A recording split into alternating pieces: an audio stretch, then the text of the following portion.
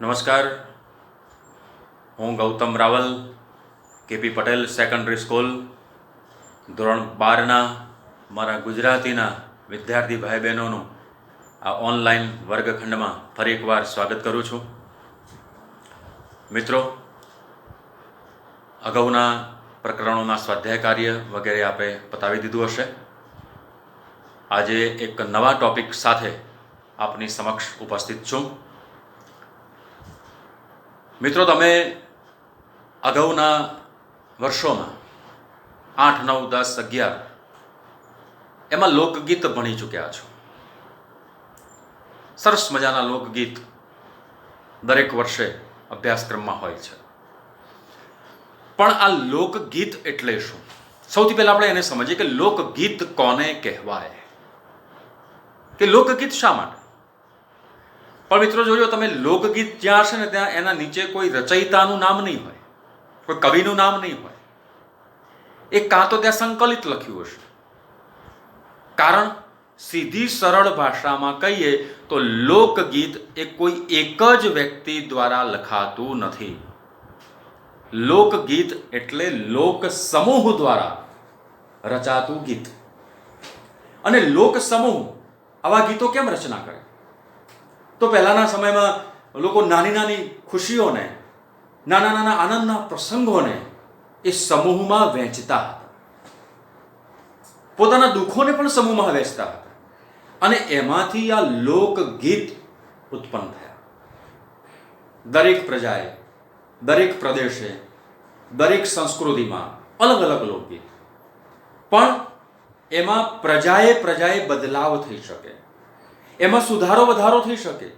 કોઈ વ્યક્તિ, કોઈ સમુદાય, કોઈ જાતિ એમાં સુધારો કરી શકે.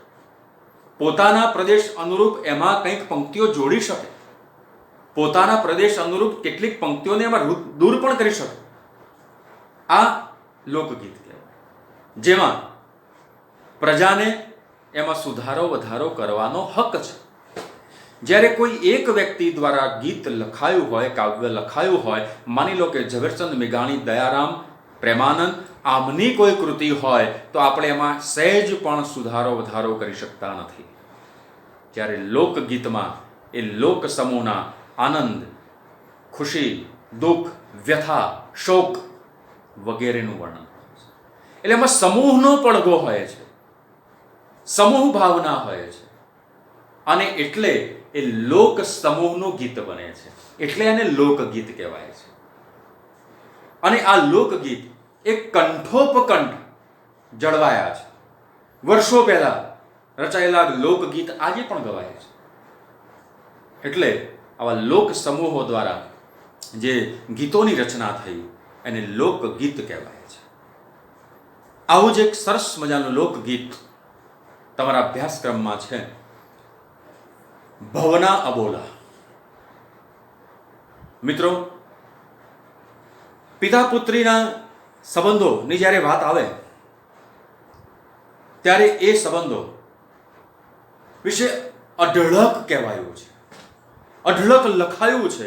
એક પુત્રી પોતાના પિતાને જેટલો પ્રેમ કરે છે ને એટલો દુનિયાની કોઈ વ્યક્તિને કરતો નથી.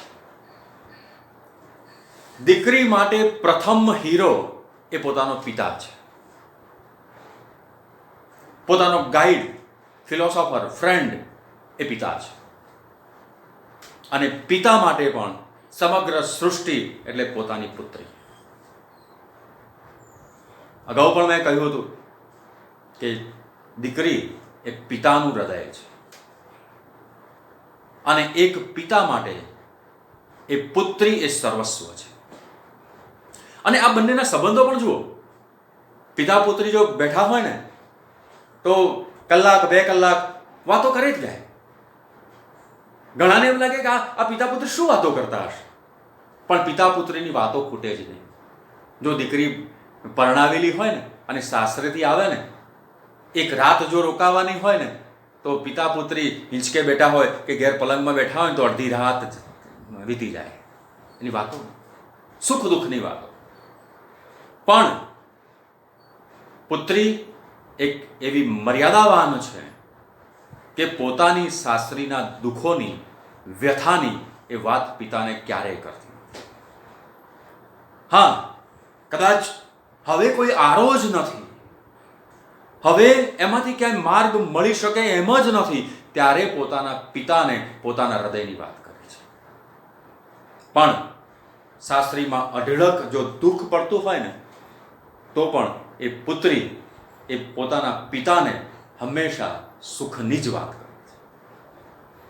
મિત્રો, પિતા પુત્રીના આ સંબંધો વિશેની થોડી ચર્ચા કરી લો. તો એક દીકરીના લગ્ન લેવાઈ રહ્યા હતા. વર્ષો પહેલા તો દીકરીને ઘણા બધા તાંબા પિત્તળના વાસણો આપવામાં આવતા હતા. આજે તાંબા પિત્તળનું સ્થાન સ્ટીલના વાસણોએ લીધું છે. એ દીકરીના લગ્ન હતા, વાસણો ઘરે લાવી દીધા હતા. હવે એ વાસણ વાળો જે ભાઈ છે એ ઘરે આવ્યો, કારણ કે એ વાસણ પર નામ લખવાના. બધા વાસણો ગોઠવી દીધા અને એ લખવા જતો હતો પેલો ભાઈ. ત્યાં પેલી દીકરી આવી અને દીકરીએ કહ્યું, ઉભા રહો, એ વાસણ ઉપર મારું નામ લખજો, પણ મારા પિતાનું નામ ના લખતા. મારું નામ લખજો, પણ મારા પિતાનું નામ ના લખતા. એ બધા આશ્ચર્યચકિત થઈ ગયા કે બેટા શું કહે છે તું? આ તારી પાછળ તારા પિતાનું નામ તો લખાવવું જ જોઈએ ને. પણ કે ના, મારા પિતાનું નામ ના લખતા. બધાએ બહુ સમજાવ્યું કે શું કારણ છે, કેમ નથી લખવું. ત્યારે એને જે વાત કરીને મિત્રો, એ હૃદયસ્પર્શી વાત. એણે કહ્યું કે મારું સાસરું એક નાનકડું ગામ છે અને મારે રોજ બપોરે તળાવ કિનારે વાસણ ઉટકવા માટે જવાનું છે. આ પહેલાના સમયની વાત છે. અને એ તળાવે હું વાસણ ઉટકવા જાઉં, વાસણ ઉપર માટી નાખવી પડે અને હું નથી ઈચ્છતી કે મારા પિતાના નામ ઉપર માટી ફરે.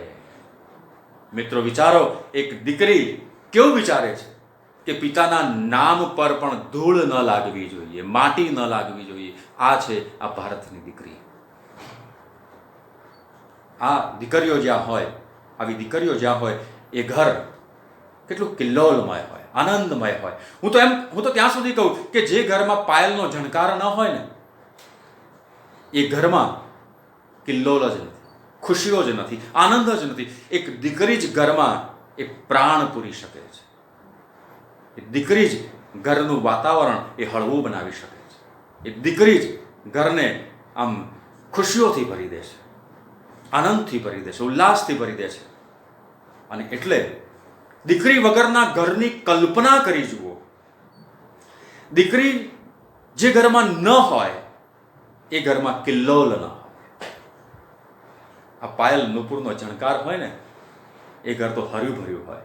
એક પિતા સાંજે થાકે પાકે નોકરી ધંધેથી આવે ને, ત્યારે દીકરી, એ નાનકડી દીકરી પિતા માટે પાણીનો ગ્લાસ લઈને આવે ને, પિતાનો આખો દિવસનો થાક ઉતરી જાય. સાંજે દીકરી એમ કહે ને કે પપ્પા આજે કેમ મોડું થયું, અથવા તો પપ્પા મોડા પડે તો મમ્મીને એમ પૂછે કે મમ્મી હજુ પપ્પા કેમ નથી આવ્યા. મોડી રાત થાય ને તો દીકરીને ઊંઘ ના આવે, કેમ કે હજુ પપ્પા નથી આવ્યા. અને એ પપ્પા આવી જાય ને ઘરે, પછી એ નિરાંતે સૂઈ જાય.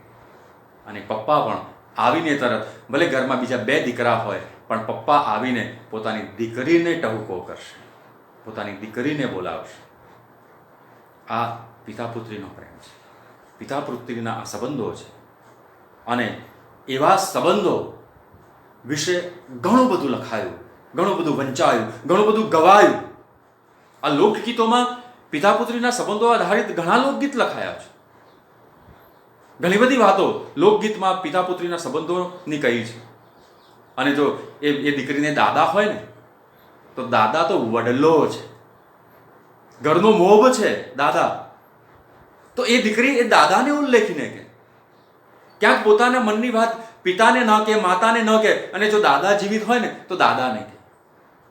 એક સરસ લોકગીત હતું કે દાદા એવો તે વર શોધજો. દીકરી એમ કે દાદાને, પોતાને કેવો વર ગમે, કેવો પતિ ગમે, એ દીકરી દાદાને કે.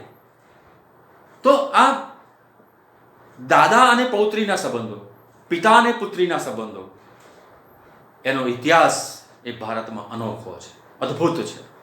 આવો પ્રેમ, આવો સ્નેહ એ દુનિયાના બીજા દેશોમાં જોવા ન મળે. એક સરસ મજાનું ગીત જે ખૂબ જ પ્રસિદ્ધિ પામ્યું, એમાં પિતા એમ કે, હો રે હો પારેવડા, તું કાલે ઉડી જાજે, મારી હાટું રહી જાને આજની રાત, અરે મારી હાટું રહી જાને આજની રાત. એ ઓલી આંબલીને પીપળી એ જોશે તારી વાટ રે, ભેળા મળી કરશું અમે ફરિયાદ, અરે ભેળા મળી કરશું અમે ફરિયાદ.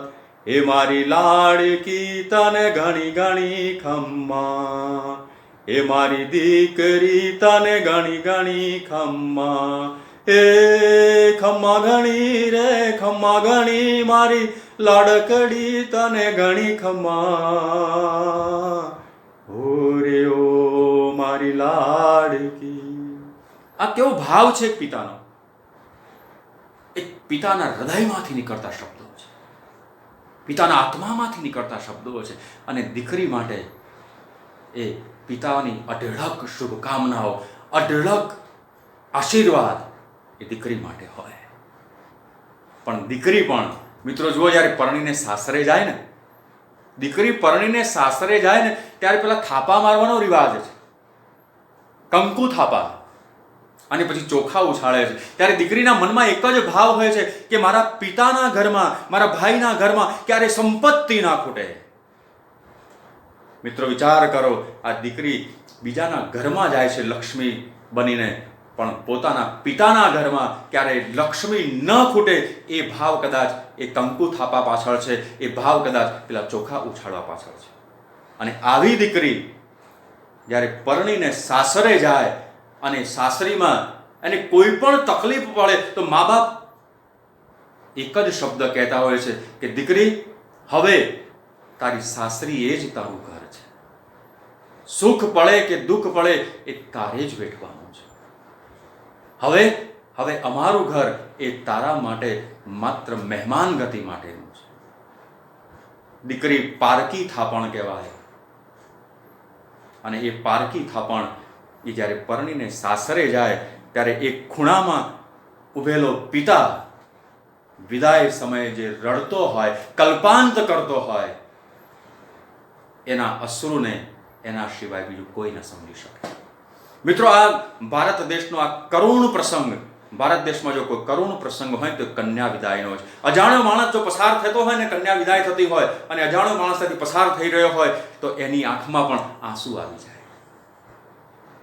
આવી દીકરીને જ્યારે પરણાવીને પિતા સાસરે મોકલે છે ત્યારે એની એક જ કામના હોય છે કે મારી દીકરીને તમામ સુખ એની સાસરીમાં મળે, તમામ રીતે મારી દીકરી એ સુખ સાહેબી ભોગવે. પણ ક્યાંક જો સાસરીમાં દુઃખ પડી જાય ને તો પિતાનું હૈયું વલોવાઈ જાય. બધા જ સાસરા એવા નથી હોતા દુઃખ પડે. એક દીકરી જેની સગાઈ થઈ હતી,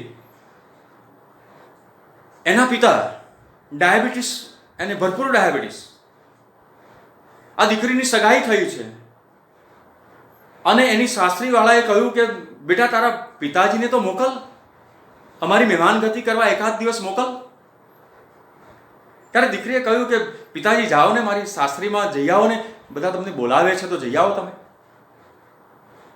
ત્યારે એના પિતા કહે છે બેટા હું જાઉં તો ખરો, પણ હું ડાયાબિટીસ, મને આટલું બધું છે, હું ત્યાં જઈને કશું જમી ન શકું, અને દીકરીના ઘરનું તો જમાય પણ નહીં. આ જમાય નહીં ને એ રિવાજો બધા જૂના હતા. દીકરી એ દીકરા સમાન છે. આ ભેદ જ ખોટો છે. દીકરી અને દીકરો બંને સમાન. પણ છતાં એ પિતા કહે છે કે બેટા ત્યાં જઈને હું શું કરું, હું ડાયાબિટીસનો પેશન્ટ છું. પણ દીકરી કહે છે ના પપ્પા જાઓ ને. આ પિતા દીકરીની સાસરીમાં જાય છે. સાસરીમાં જાય છે, પાણી આપવામાં આવે છે, ચાનો કપ મૂકવામાં આવે છે. એ કહી શકતા નથી કે મને ડાયાબિટીસ છે. ચાનો કપ મૂકવામાં આવે છે. દીકરીનું ઘર છે, ના પડાશે નહીં, ચા પીવે છે. પણ એક જ ઘૂંટડો ભળે છે ને તો અહેસાસ થાય છે કે આ તો હું મારા ઘરે જે ચા પીતો હતો એવી જ ચા છે. સરસ રીતે ચા પી જાય છે. થોડી વાતચીતો થાય છે, જમવાનો સમય થાય છે, પિતા જમવા બેસે છે, બધી અલગ અલગ રસોઈ બનાવી છે. પણ આ પિતા માટે, આ દીકરીના પિતા માટે એવી રસોઈ તૈયાર થઈ છે કે જેના ઘરે જમતા. ત્યારે જમ્યા પછી આ પિતા પૂછે છે કે મારા માટે ચા મોડી હતી, જમવામાં મારા માટે જે મારા ઘરે બનતું હતું એવું જ જમવાનું હતું, તો આવી તમને ક્યાંથી ખબર પડી? ત્યારે પેલી દીકરીની સાસુએ કહ્યું કે વેવાઈ, તમે આવવાના હતા એ પહેલા તમારી દીકરીનો ફોન આવ્યો હતો અને તમારી દીકરીએ કહ્યું હતું કે મારા પિતાજી કેવી ચા પીવે છે, કેવું ખાવાનું ખાય છે, મારા પિતાજીને કેવું ખાવું પડશે. મિત્રો વિચાર કરો, દીકરીનો આ ભાવ છે. આ દીકરી છે અને એવી દીકરીને જ્યારે સાસરીમાં દુઃખ પડે ને છતાં પિતા એમ જ સંદેશ આપે કે બેટા દુઃખ વેઠે એ જ મહાન બને, સુખ તો સૌ કોઈ ભોગવે. આવી જ એક વાત આ લોકગીતમાં છે. દીકરી સાસરીમાં તમામ પ્રકારના દુઃખ એ સહન કરી શકે, પણ પોતાના પતિના અબોલા એ ક્યારેય સહન ન કરી શકે. બધું જ દુઃખ સહન કરે. જગતનું તમામ દુઃખ એની પાસે હોય ને તો એ સહન કરી શકે, કારણ કે સ્ત્રી એ સહન શક્તિ છે. એનામાં કુદરતે એટલી બધી સહન શક્તિ આપી છે કે તમામ પ્રકારના દુઃખ સહન કરી શકે, પણ પોતાના પતિના અબોલા એ ક્યારેય સહન ન કરી શકે. અને એવા પતિના જ્યારે અબોલા થયા છે, દીકરીને લાગે છે કે હવે મારો પતિ મારી સાથે ક્યારેય વાત જ નહીં કરે, મારી સાથે ક્યારેય બોલશે જ નહીં, ત્યારે એ દીકરી પોતાના દાદાને કાગળ લખે છે કે દાદા મને તો અઢળક દુઃખ છે. અહીંયા મારો પતિ એ મારી સાથે બોલતો નથી, મારી સાથે વાત કરતો નથી, હું કેવી રીતે જીવું? એક સંભળી સાથે દાદાને સંદેશો પહોંચાડે છે કે દાદા, ખેતર હોય તો ખેડીએ, આ ડુંગરા કેવી રીતે ખેડાય, આ ડુંગરા જેવું દુઃખ કેવી રીતે પસાર કરું? અને એ દાદાનો એક જ સંદેશ કે બેટા દુઃખ તો તારે સહન કરવું જ પડશે, કારણ કે સુખ તો સૌ કોઈ ભોગવે, પણ દુઃખ ભોગવે ને એ જ મહાનતા કહેવાય. આ એક સંદેશ જો એ પિતાનો સંદેશ કે બેટા એ તારું સાસરું છે, દુઃખ ભોગવવું પડશે. આવો એક સરસ સંદેશ અને દીકરીની એક વ્યથા પ્રગટ કરતું એક સરસ મજાનું લોકગીત ભવના અબોલા. ભવના અબોલા એટલે ભવ એટલે જીવન, જીવન ભરના અબોલા, જીવન ભર ન બોલવું, અબોલા, ભવના અબોલા. સરસ મજાનું લોકગીત અહીંયા તમારા અભ્યાસક્રમમાં છે.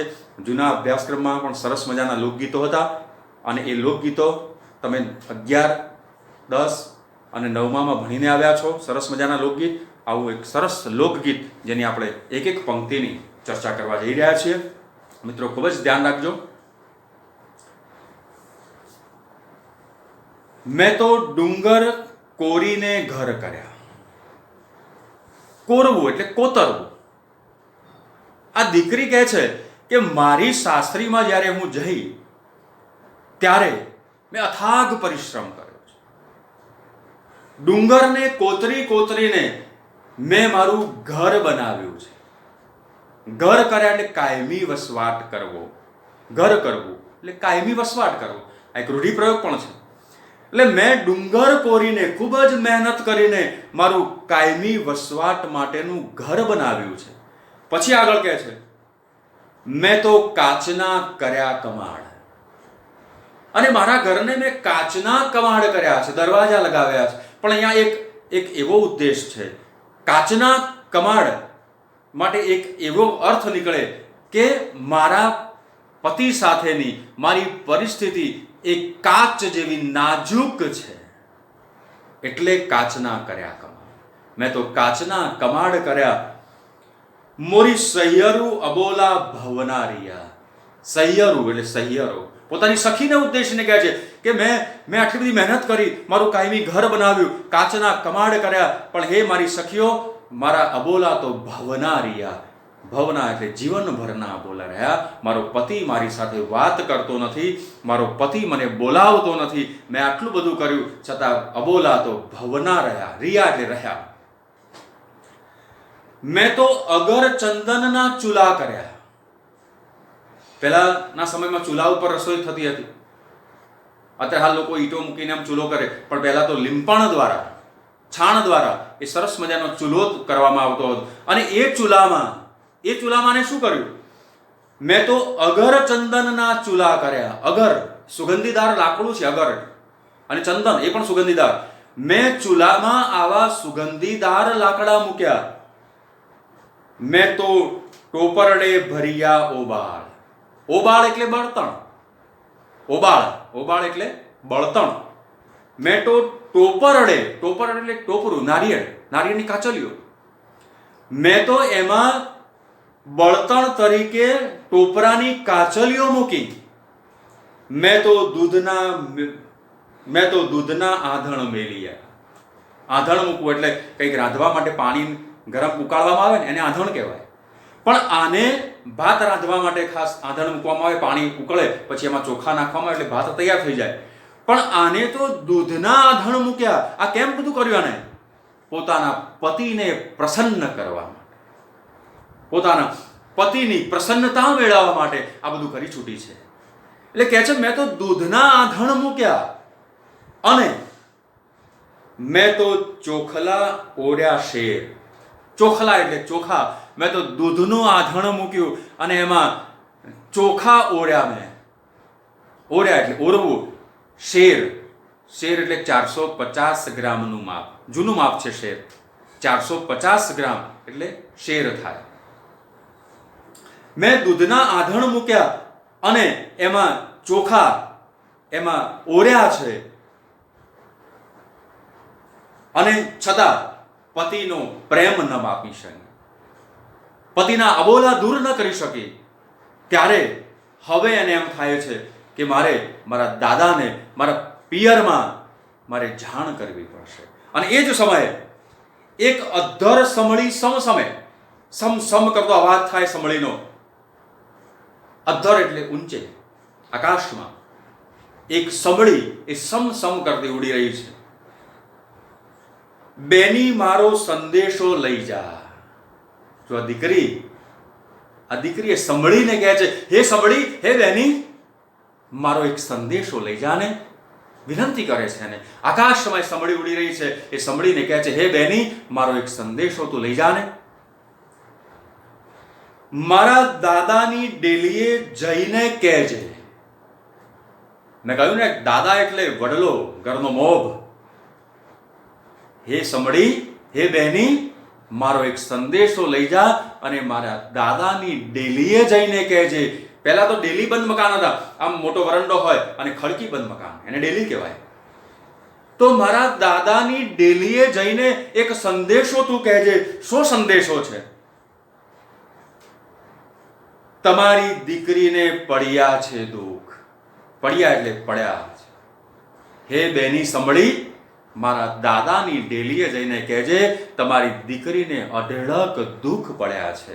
તમારી દીકરી બહુ જ દુઃખી છે. તું મારા દાદાની ડેલીએ જઈને આ સંદેશો તું આપી આવ, તને હું વિનંતી કરું છું. અને આ સંભળી એ આ દીકરીના દાદાના ઘરે જાય છે, દાદાને સંદેશો આપે છે. ત્યારે આ સંભળીનો સંદેશો સાંભળીને એ ત્યાંથી કેવો પ્રત્યુત્તર મળે છે. તો સરસ વાત કરે છે કે દીકરી, દુખરે હોય તો વેઠીએ. ત્યાં દાદાના તરફથી વળતો સંદેશો આવે છે, હે દીકરી, દુઃખ તો હોય તો વેઠીએ, દુઃખ તો વેઠવા પડે બેટા, દુઃખ વેઠ્યા વગર સુખ મળવાનું નથી. એટલે હે દીકરા, દુઃખ રે હોય તો વેઠીએ, દુઃખ તો તારે વેઠવું પડશે. કેમ? તો આગળ કહે છે, દીકરી સુખ તો વેઠે છે સૌ. દીકરી સુખ તો સૌ કોઈ વેઠે, પણ દુઃખ વેઠે ને એ જ મહાન બને. દુઃખ વેઠ્યા પછી જો સુખ આવે ને તો એના જેવી કોઈ મજા નથી. માટે દીકરી દુઃખ તો શાસ્ત્રીમાં વેઠવા પડશે, કારણ કે સુખ તો સૌ કોઈ વેઠે છે. સુખ, પ્રસન્નતા એ સૌ કોઈને મળે, પણ દુઃખ મળે તો એને વેઠવું પડે, એને સહન કરવું પડે. આવો સંદેશ એ દાદાના તરફથી એ વળતો આવે છે. ત્યારે દીકરી પાછો સંદેશ કહે છે, દીકરી પાછું કહે છે કે હે દાદાજી, હે પિતા, હું દુઃખ તો વેઠું, દુઃખ વેઠવા હું તૈયાર છું, પણ મારા દુઃખ તો જુઓ તમે, મારા દુઃખ કેવા છે. તો એ કહે છે, દાદા, ખેતર હોય તો ખેડીએ ઓલા ડુંગરા ખેડ્યા કેમ જાય. દાદા, તમે કહેવા માંગો છો કે દીકરી દુઃખ તો વેઠવા પડે, પણ દાદા હું દુઃખ કેવી રીતે વેઠું. પેલા ખેતર હોય તો ખેડી શકાય, પણ હા ડુંગરા જેવું દુઃખ ક્યાં ખેડવા જાઉં. એક સરસ સંદેશ છે કે દાદા, ખેતર ખેડવાનું હોય તો ખેતર ખેડાઈ જાય, ખેતર જેવું ખેડવાનું દુઃખ હોય તો ખેડાઈ જાય, પણ દાદા આ તો ડુંગરા ખેડવા જેવું દુઃખ છે. ખેતર હોય તો ખેડીએ, આ ડુંગરા ખેડ્યા કેમ જાય દાદા. પછી આગળ કહે છે, દાદા, કુંવરે હોય તો ત્યાગીએ, ઓલ્યા સમદર તાગ્યા કેમ જાય. તાગવું એટલે માપવું. આ દીકરી કહે છે, દાદા, તમે દુઃખની વાત કરી મને વેઠવાની, પણ મારી પાસે દુઃખ કેવડું છે, કેટલું મોટું દુઃખ છે. કૂવો હોય તો ત્યાગીએ, એ કૂવામાં કેટલું પાણી છે એનું માપ નીકળી શકે, પણ હે દાદા, સમુદ્રનું માપ કેવી રીતે નીકળે, સમુદ્રમાં પાણી કેટલું છે એનો તાગ કેવી રીતે મેળવી શકું, એનું માપ કેવી રીતે કાઢી શકું. હે દાદા, તમે દુઃખ વેઠવાનું કહો છો, પણ મારે તો સમુદ્ર જેવું દુઃખ છે, મારે તો ડુંગરા જેવું દુઃખ છે. હું ડુંગરો કેવી રીતે ખેડી શકું, હું સમુદ્રનો તાગ કેવી રીતે, એનું માપ કેવી રીતે માપી શકું. મારા માટે તો અસીમ દુઃખ છે. એ ભાવ છે કે દાદા, આ સામાન્ય દુઃખ નથી. અને પછી આગળ કહે છે, દાદા, ઢાઢોરે હોય તો વેચીએ. દાદા, ઢાઢોરે હોય તો વેચીએ, ઓલો પરણ્યો વેચો કેમ જાય.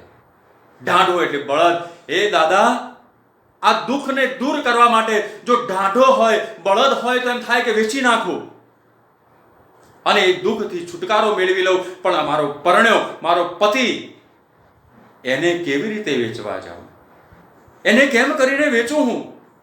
એક બળદ હોય તો એનાથી જો દુઃખ પડતું હોય તો એ કદાચ હું વેચી નાખું, પણ મારા પતિને કેવી રીતે વેચવા જાઉં. પતિ કેમ વેચો જાય, એ તો મારે સહન જ કરવાનું છે. દાદા, દાદા, કાગળ હોય તો વાંચીએ.